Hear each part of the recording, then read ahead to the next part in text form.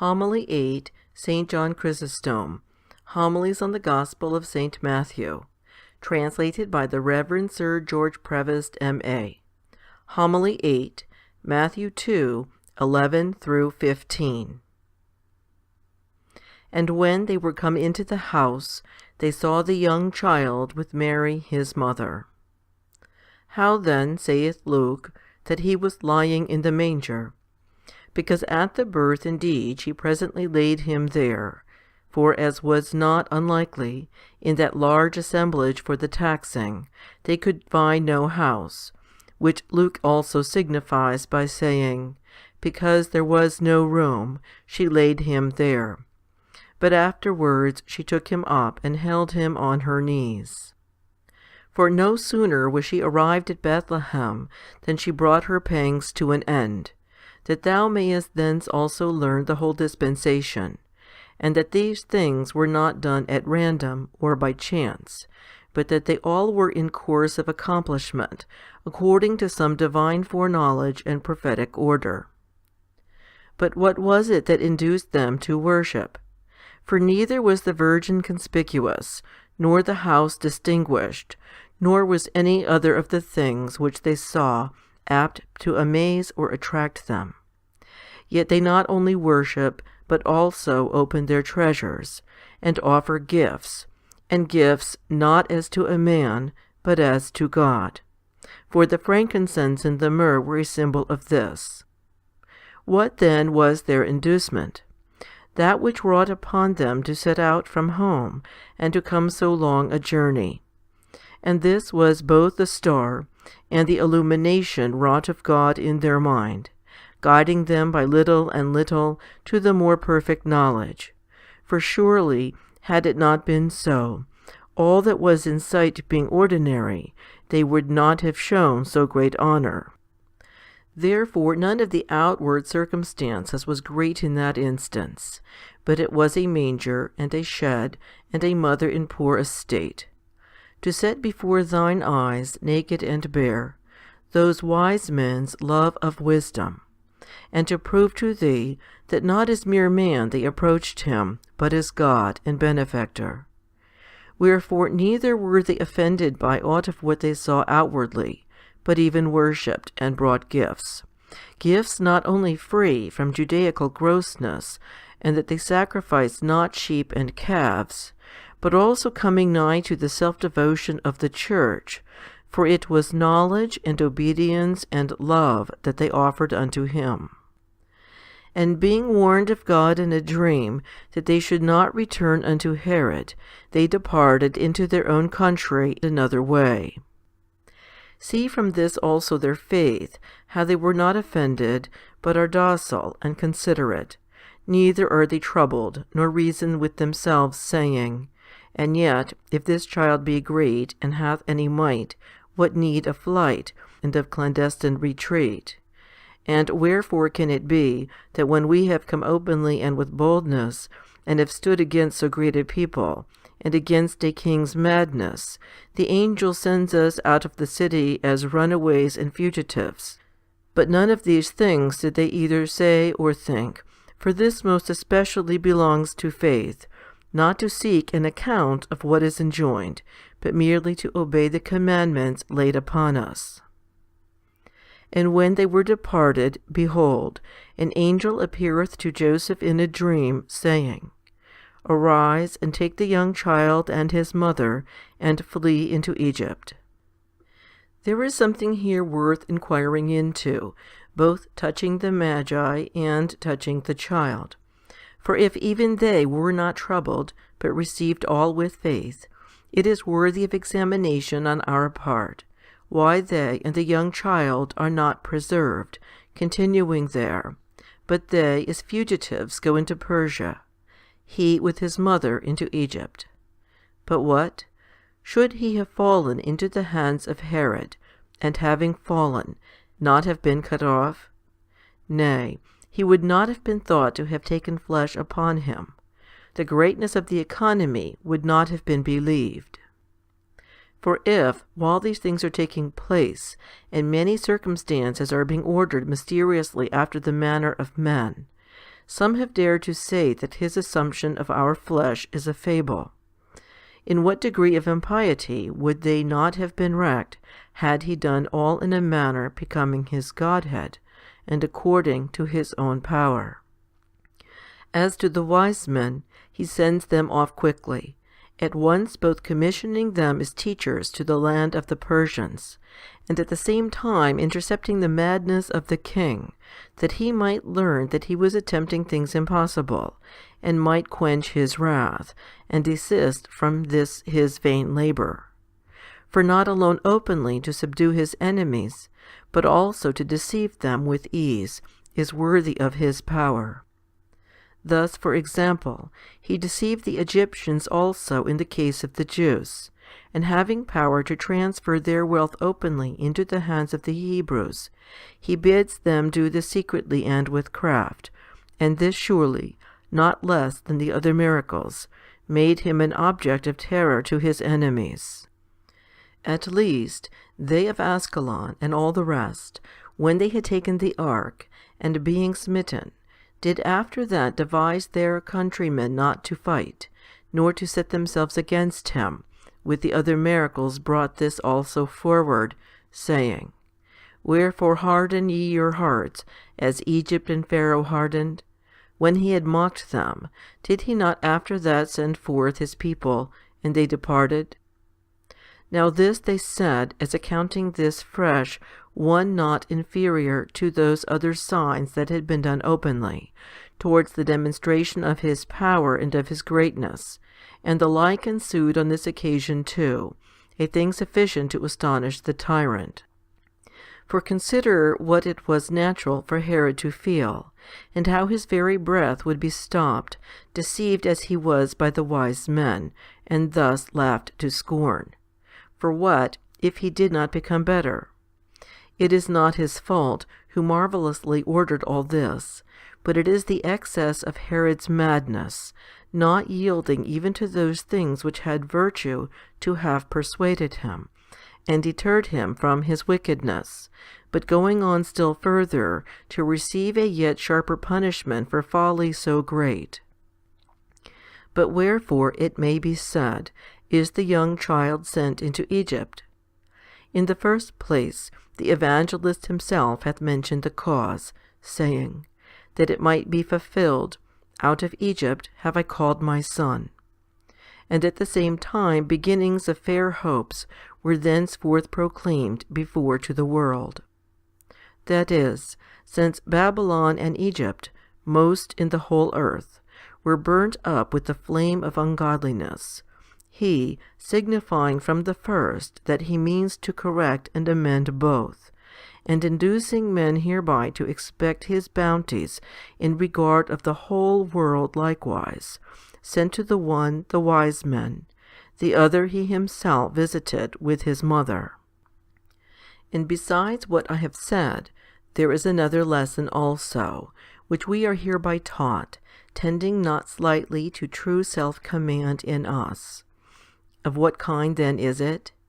To look from the beginning for temptations and plots. See, for instance, how this was the case even at once from his swaddling clothes. Thus you see at his birth, first a tyrant raging, then flight ensuing, and departure beyond the border, and for no crime his mother is exiled into the land of the barbarians, that thou, hearing these things, supposing thee thought worthy to minister to any spiritual matter, and then to see thyself suffering incurable ills, and enduring countless dangers, shouldest not be greatly troubled, nor say, What can this be? Yet surely I ought to be crowned and celebrated, and be glorious and illustrious, for fulfilling the Lord's commandment. But that having this example, thou mightest bear all things nobly, knowing that this especially is the order of all things spiritual, to have everywhere temptations in the same lot with them. See at least how this is the case not only with regard to the mother of the young child, but also of those barbarians, since they for their part retire secretly in the condition of fugitives, and she again, who had never passed over the threshold of her house, is commanded to undergo so long a journey of affliction on account of this wonderful birth and her spiritual travail. And behold a wonder again. Palestine plots, and Egypt receives and preserves him that is the object of the plots. For, as it appears, not only in the instance of the sons of the patriarch did types take place, but also in our Lord's own case. In many instances, we are sure, his doings at that time were prophetic declarations of what was to happen afterwards, as for example in the matter of the ass and the colt. Now the angel, having thus appeared, talks not with Mary, but with Joseph. And what saith he? Arise, and take the young child and his mother. Here he saith not any more, thy wife, but his mother. For after that the birth had taken place, and the suspicion was done away, and the husband appeased, thenceforth the angel talks openly, calling neither child nor wife his, but take the young child and his mother, and flee into Egypt. And he mentions the cause of the flight, for Herod, saith he, will seek the young child's life. Joseph, when he had heard these things, was not offended, neither did he say, the thing is hard to understand. Didst thou not say just now that he should save his people? And now he saves not even himself, but we must fly and go far from home, and be a long time away. The facts are contrary to the promise. Nay, none of these things doth he say, for the man was faithful. Neither is he curious about the time of his return, and this though the angel had put it indefinitely thus, Be thou there until I tell thee. But nevertheless, not even at this did he shudder, but submits and obeys, undergoing all the trials with joy. And this because God, who is full of love to man, did with these hardships mingle things pleasant also, which indeed is his way with regard to all the saints, making neither their dangers nor their refreshment continual, but weaving the life of all righteous men out of both the one and the other. This very thing he did here also, for consider, Joseph saw the virgin with child.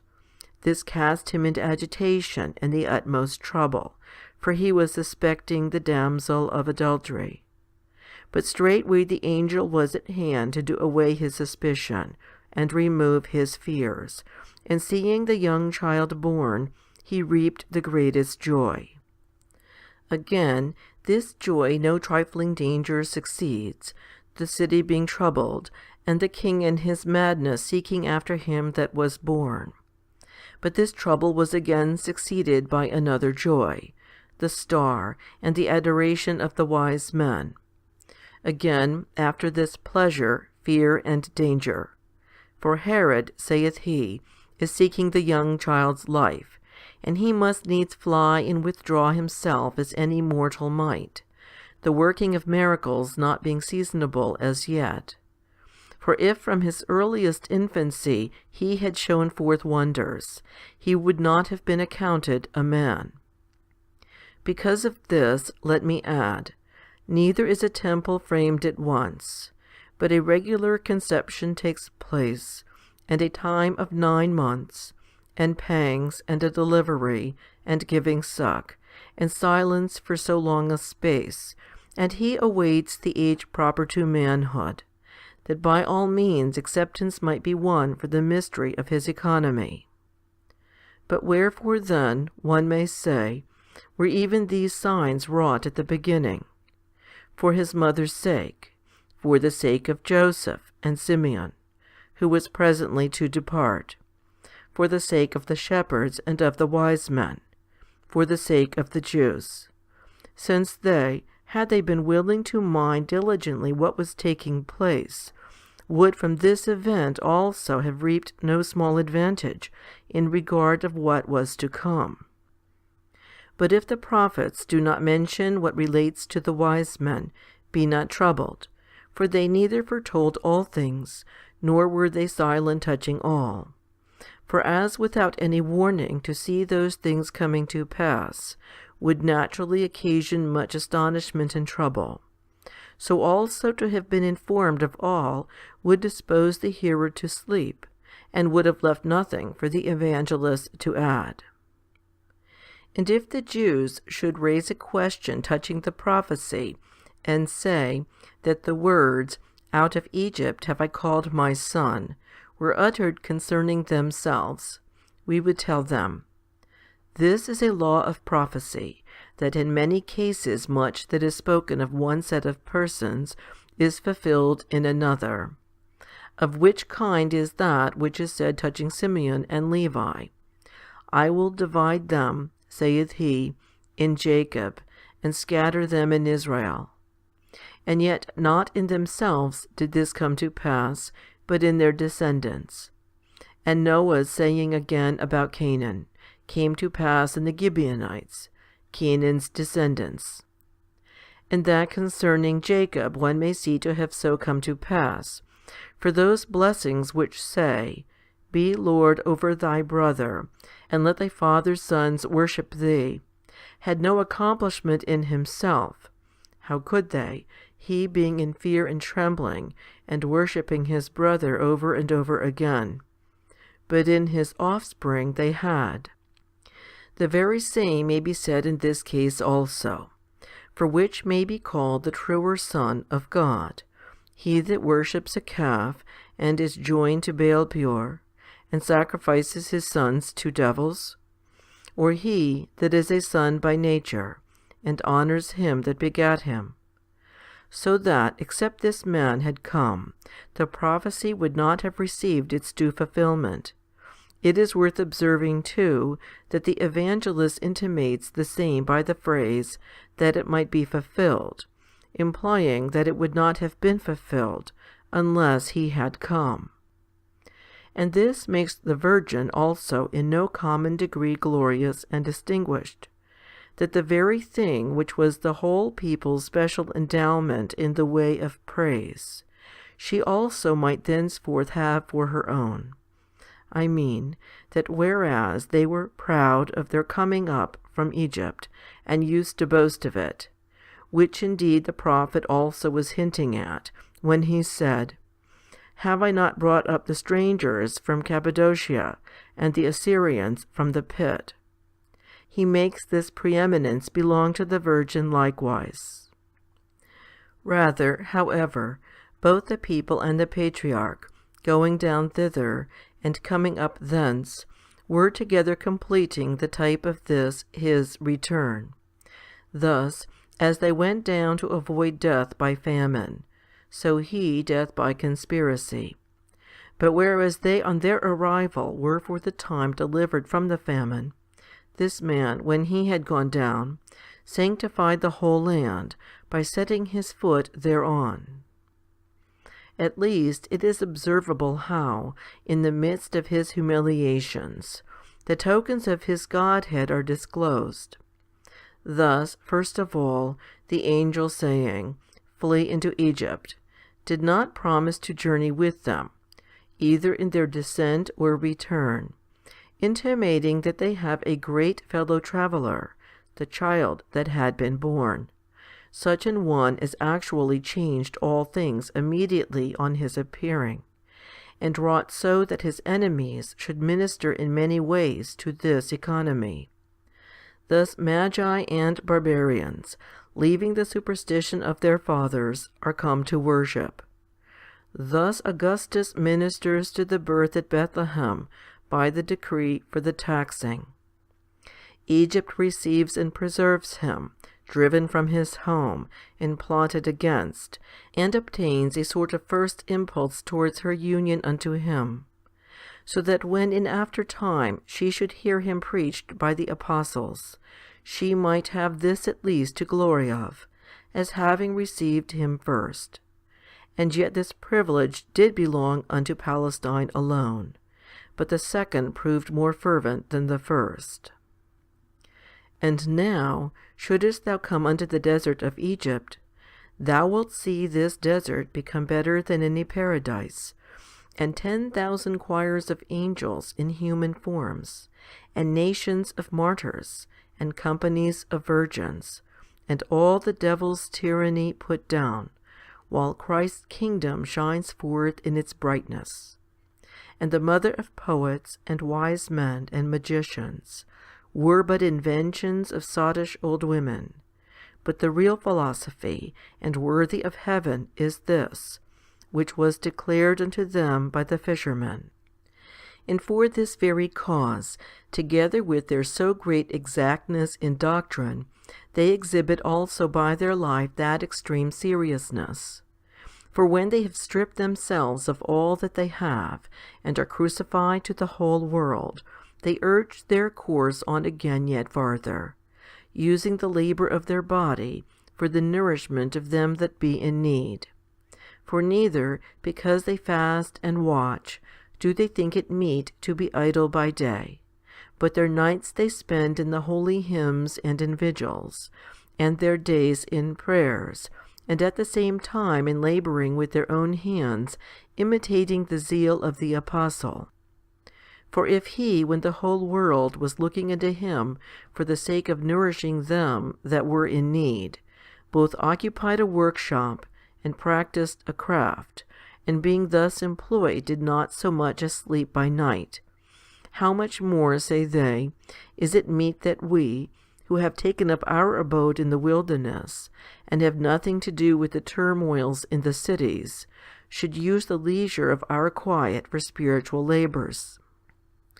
Let us then be ashamed all of us, both they that are rich, and they that are poor, when those having nothing at all but a body only and hands, force their way on, and strive eagerly to find thence a supply for the poor, while we, having endless stores within, touch not even our superfluities for these objects. What kind of plea shall we have then, I pray thee, and what sort of excuse? Yet further consider, how of old these Egyptians were both avaricious and gluttonous, together with their other vices. For there were the flesh pots which the Jews remember, there the great tyranny of the belly.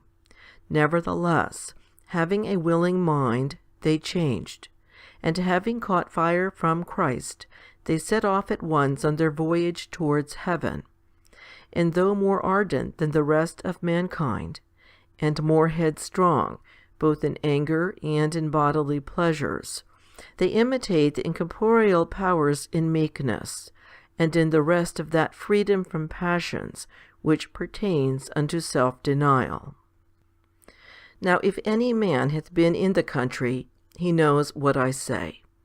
But if he have never entered those tabernacles, let him call to mind him who even until now is in the mouths of all men, him whom, after the apostles, Egypt brought forth, the blessed and great Antony. And let him put it to himself. This man, too, was born in the same country with Pharaoh. Nevertheless, he was not thereby damaged, but both had a divine vision vouchsafed him, and showed forth such a life as the laws of Christ require. And this any man shall know perfectly, when he hath read the book that contains the history of that man's life, in which also he will perceive much prophecy. I allude to his prediction about those infected with the errors of Arius, and his statement of the mischief that would arise from them. God even then having shown them to him, and sketched out before his eyes all that was coming, a thing which most especially, among the rest, serves to demonstrate the truth, that no person, belonging to the heresies without, hath such a man to mention. But not to depend on us for this information, look earnestly into what is written in that book, and ye will learn all exactly, and thence be instructed in much self-denial. And this advice I give, that we not merely peruse what is written there, but that we also emulate it, and make neither place, nor education, nor forefathers' wickedness an excuse. For if we will take heed to ourselves, none of these things shall be an hindrance to us, since even Abraham had an ungodly father, but he inherited not his wickedness. And Hezekiah, Ahaz, yet nevertheless he became dear to God. And Joseph too, when in the midst of Egypt, adorned himself with the crowns of temperance.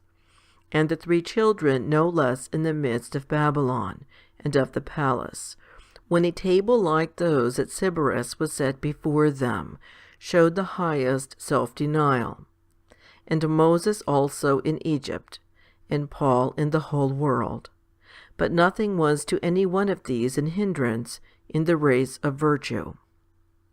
Let us then, bearing in mind all these things, put out of the way these our superfluous pleas and excuses, and apply ourselves to those toils which the cause of virtue requires.